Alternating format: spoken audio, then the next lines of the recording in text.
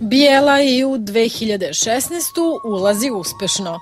Puna sala, 150. izvođenje predstave Let iznad kukavičjeg gnezda i nagrada navijača Partizana. Jeste, od Juga sam dobio.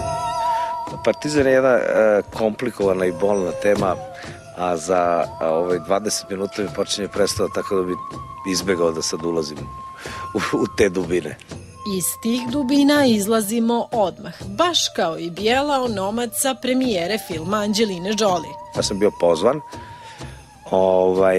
na tu premijeru, ali izašao sam posle pola sata, zato što nisam smatrao taj film dostojnim da prisustvujem uopšte njegove projekciji.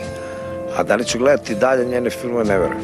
Možda Anđelinini filmovi nisu toliko zanimljivi, ali film o Zoranu Đinđiću bi Bijeli sigurno bio inspirativan. Njegova biografija za jedan neki lik koji bi mogao da bude inspirisan njegovim životom, ne sad to baš da bude film o njemu. To je nešto što sam ja razmišljao generalno, ali na tome još uvijek ne radim, samo smatram to jako zanimljivom temom. Veoma, posebno sad pred izbore.